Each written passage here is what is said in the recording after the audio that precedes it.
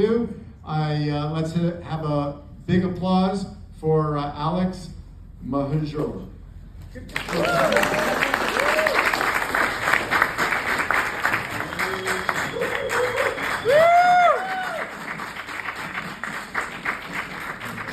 I'm a former theater kid, so I know how to lift a mic stand. Hi, everyone. My name is Alex Mohajer, and I'm a candidate for California State Senate here in the 37th, do you guys hear that? The 37th Senate District, representing my hometown of Irvine, California, and some of the neighboring cities in Orange County.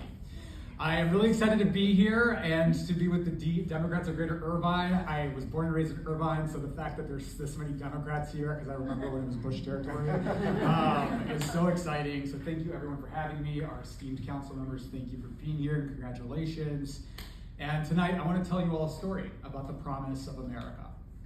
It's a story about a young woman who immigrated here to Irvine, California from Iran to give her kids the opportunities that she didn't have. She was a single mom of 4 who spoke barely any English and worked multiple jobs while going to school at night just to put food on the table and to make sure her kids had access to good public schools. She's my mom, and she's sitting right there.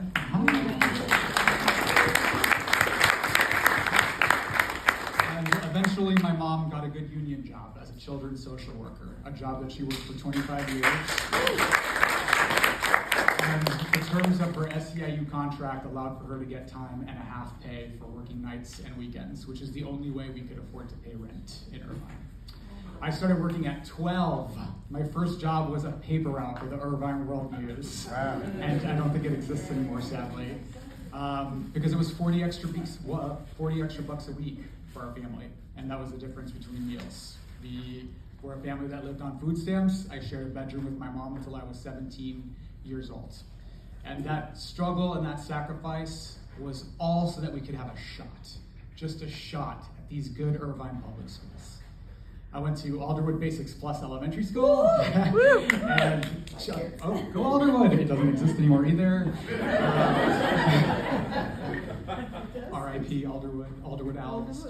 I went to Lakeside Middle School, and I graduated from University High. And when my family couldn't afford to send me to college right away, I attended Irvine Valley College down the street. And all of that hard work paid off, and I ended up getting into UC Berkeley, one of the best public universities in the world.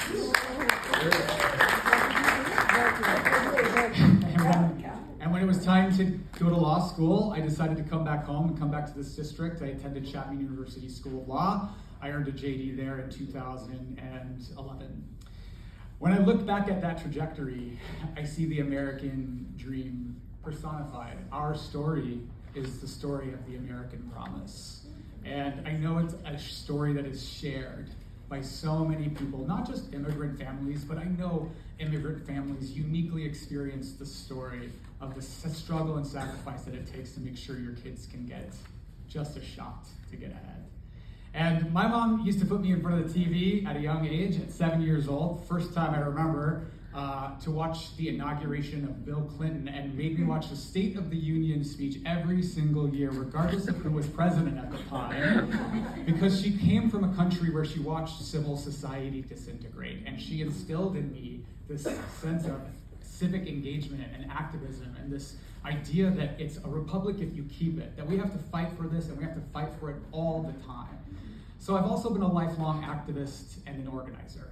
I got my stripes at UC Berkeley protesting the Iraq War before that was cool, and protesting Prop 8, and eventually working on trying to get elected the first female major party nominee for president. That didn't work out the way we hoped. And then I organized around the 2018 midterm elections right here in Orange County to flip the House on Katie Porter's race, Gil Cisneros, Mike Levin. We were down here in the trenches trying to get Democrats to retake the House to fight back against the Trump administration.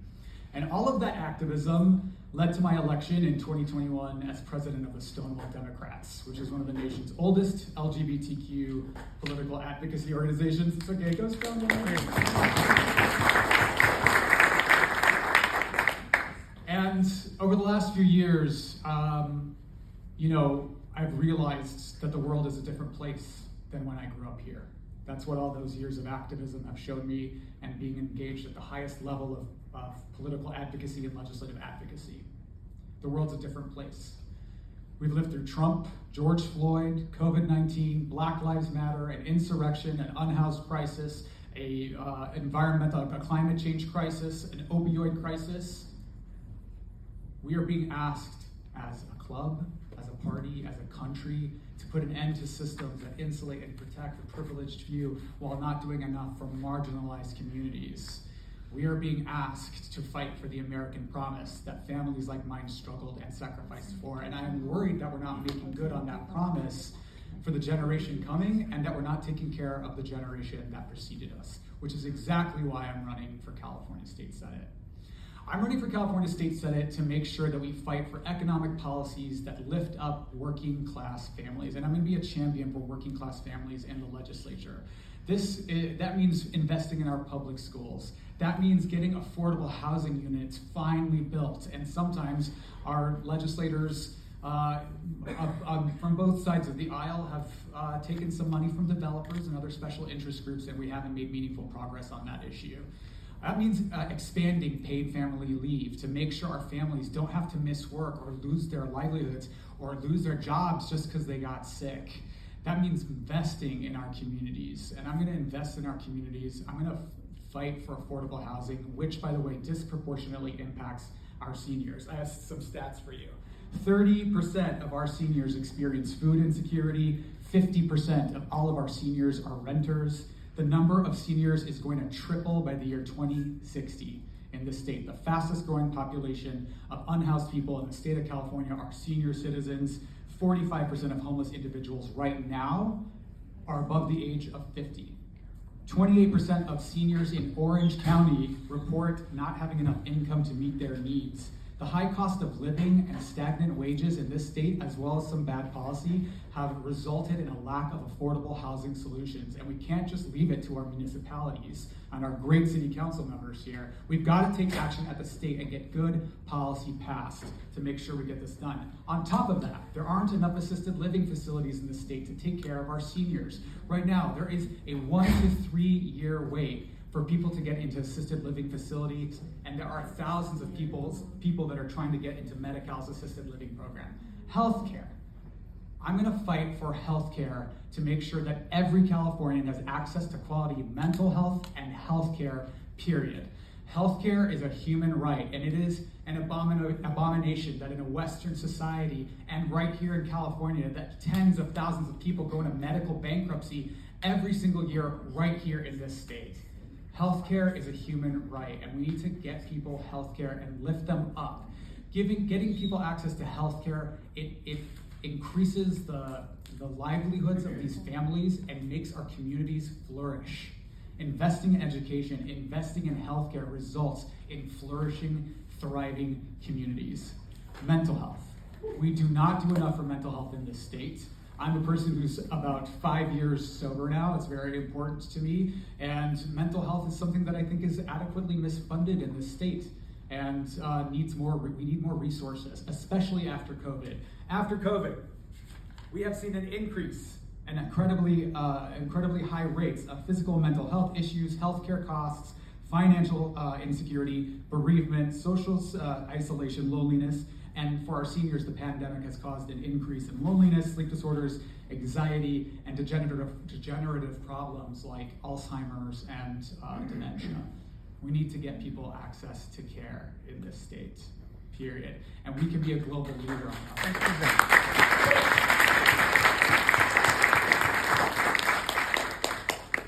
And my third top most important issue to me is climate change. I was 8 years old, riding my bike down Westfield Loop to Alderwood Basics Elementary School, and I remember getting instruction on climate change. I'm now 38 years old. It is 30 years later, and I drive down that same stretch of road, and I look around, and I wonder, Where are the charging ports and stations? Where are the EVs? Where are the solar canopies? And by the way, EVs are not going to solve the climate crisis. We have to be going far beyond electric vehicles, which, by the way, which needs our attention. EVs do need our attention. We do need to transition our fleet. But it's going to require far more than just electric vehicles. We need mobility plans. We need to invest in rail. We need to make sure we're getting school buses on these streets. We need to get 50% of our commuters alternative modes of transportation and mixed use developments in cities like Irvine around places like rail stations so that we can start transitioning people away from electric vehicles. But while we're at it, get market incentives for people for EVs, get these solar canopies, and we need corporate disclosure from corporations. Corporations are the largest polluters in the state of California. And right now there's a bill before the Senate, which I support, and I hope we get it through. But if it doesn't get passed, you can be sure that I will get it done. We need our corporations to start reporting their carbon footprint. Yeah. If we want to regulate corporations, we need to see exactly how badly.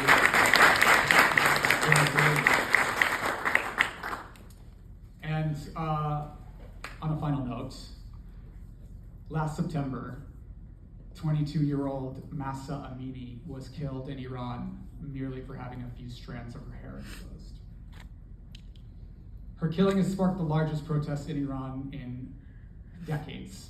People are in the streets chanting Zan, Zendegi, Azadi, woman, life, freedom, and demanding their basic human rights. Shame on them. Yes. To the oppressor. The movement for the liberation of marginalized and oppressed people is intersectional. And what I mean by that is I'm going to go to the Iranian population here. We have the largest diaspora of Iranians outside of Iran right here in Southern California. I'm going to go to our Iranian community members who have never been enfranchised into the political process meaningfully by either political party. And I'm going to bring them in. I'm going to be their advocate, but I'm also going to say, if you care about women's rights and human rights for our countrymen in Iran, then you must also care about women's rights and LGBTQ rights and voting rights and immigrant rights right here in the United States. Because right here in the US, those communities are under active assault. I will be the only Iranian in the California state legislature. I'll be the first openly gay legislator elected from Orange County, a county that just voted to ban the pride flag. Yeah. This representation is needed. I took a look at the legislature, and when I realized we've never elected an LGBTQ person, and that we have no Iranians, and that frankly, that I'll be considerably younger than the average of California state legislators, which is saying something because I've got a sciatica right now that's killing me. I decided if I represent this diverse intersectional perspective that is needed in the legislature, then I should step up to the plate and run to represent this community that I love, that where I was born and raised, and represent this community that I love and where I can be a champion for these issues. I've pledged to take no money from fossil fuels industry, corporate PACs, corporate healthcare lobbies, or developers.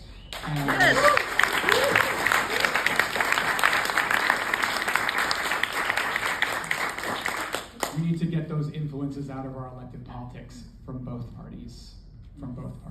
We need that influence out. Oh, am I done? No, not at all. We're ready for questions and answers. Let me just wrap up to say I'm really pleased to be here. I'm looking forward to your questions, and hopefully I can go into more of my speech here. No, that's speech. Yeah, sorry. But thank you very much. Actually, we'll keep it up like that. That was excellent. Very, very well done. Let's hear it again. I'm just going to tell you just pronounce your last name. And my last name, Mohajer, means immigrant in Farsi. Oh, very good. That's good to know. Let's start with Mr. Myerson. Oh no, be nice to me. This is You've seen the questions you have. It's a tribute to have Alex Myerson answer your question. Sorry, Alex. I liked everything you said. My question for you is, if you are elected into the Senate and you're a new senator, obviously you're learning on the job, and there's a process to pass legislation. There's a process to getting things done, and I want to know from you, how would you fast track yourself in order to learn as fast as you can how to accomplish what you want to accomplish? Good question. I think that's a great question. Thank you for that.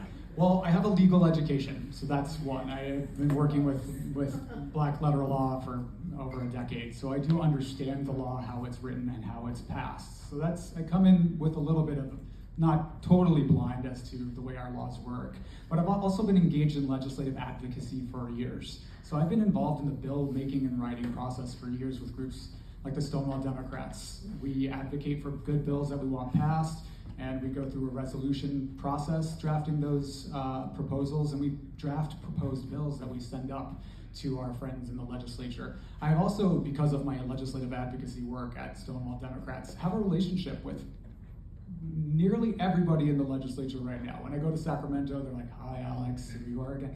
So, I don't come in totally blind, but you're absolutely right that there will be a learning curve, and I'm hoping that I'll have community stakeholders at the table, like Sunrise Movement, guiding me on climate policy, and other groups and community stakeholders and our friends in the city council to help guide our policy making and policy decisions. Yeah.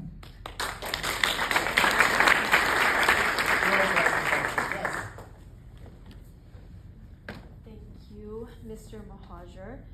As somebody who comes from a lower income household in Irvine, one of the programs that my family depends on is the Medicare program. So I'm very passionate about discussing the possible upcoming changes that this program may face in the future. Could you elaborate on the ways that you plan on reforming Medi-Cal policies as a senator to make it more accessible and affordable? I am in favor of expanding Medi-Cal access to make sure we cover all Californians and that every Californian has access to quality health care. And we're going to fund that through progressive taxes and through other programs, but we know that expanding that program actually saves the state hundreds of billions of dollars a year. So it's actually economically advantageous to do it. It's a moral and human right, and I'm going to work to expand access to Medi-Cal. In terms of Medicare, this is of course a federal program, but I do support fighting back against Medicare Advantage programs, which are looting the Medicare Trust Fund right now, exploiting seniors and getting them subpar care. And I will work with our friends in the federal legislature to make sure that we get reforms to that and fight back against those kinds of programs as well. Because we need to take care of our seniors and our marginalized communities. I didn't say this earlier, but something that's very important to me is economic, social, environmental justice. And what that means when it comes to things like healthcare or climate change, for me, is taking care of the people that are most impacted by the brunts of bad healthcare policy, bad environmental policy, and making sure we center those communities and we look at them, bring them to the table. We heard from Moms Against Bullying, it's kind of a non sequitur, but what I want to say to you is we need to have people who are the community stakeholders leading us on this policy. I want to hear from you about how these kinds of policies impact you, and that's how we should be leading. So that's how that's kind of diverted from your question, but I hope that answered your question. Thank you. Yeah. Yes, go ahead. Okay. I got two questions. One's easy. Did you have Mr. Malin at Uni High? Dan Trevino was my drama teacher, and where's Terry Saray? Talk about roots in the district. That was in Les Mis with Terry Saray. I'm the same. I graduated Woodbridge in 2000, so you're speaking my language. Okay. Question is, I spent 6 years up north in Visalia. Healthcare is a mess over there. You see our farm laborers out picking our strawberries. We got excellent healthcare here in Irvine. Out in places like El Centro, where they grow most of our dates, they're about to lose their regional health center. It's 120 degrees at night for like 10 days straight, and that place is sitting upon 1/3 of the lithium to charge America's electrical needs. So it's like an intersection. We got our key for the climate crisis, but there's no health care, or there's hardly any, and people are boiling alive over there. do you have any solutions for our small regional health centers out in rural California? No, it's out of the district. I'm happy to look into that for you, but what I do know is there are some bills before the legislature right now protecting farm workers. I would unabashedly support that bill. They are literally fueling they're the backbone of the California economy, and they live subpar conditions, don't have health care, and totally, we need to strengthen their ability to unionize and have workplace protections. So I will support farm workers, and I'll continue to look at ways to offer solutions to our rural workers. Hospitals. Sure. So, if you don't mind, I'll ask the last question. Okay, be nice, Don. All right, it's the gotcha question. Because I think if you were running against Anthony Kuo and Stephen Choi, I think you would be our next senator. Mhm.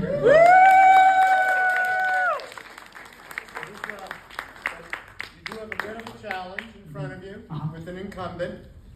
And my gotcha question is, just in case you don't succeed in that March election, is there a possibility or a consideration that you would want to run for city council of the city of Irvine?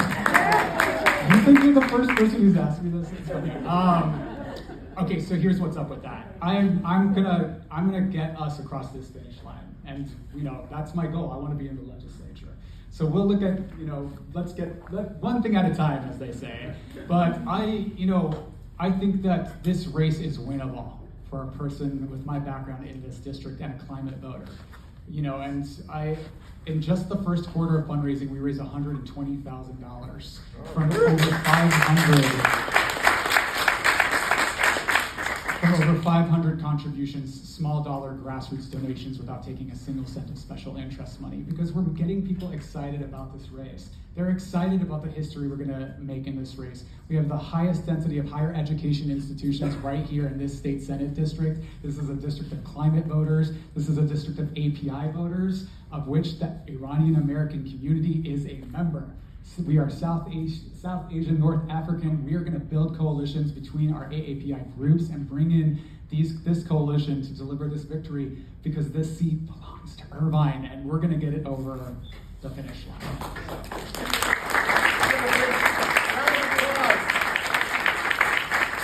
Do this all night.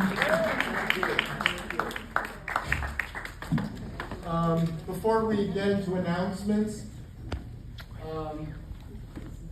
we talk about some significant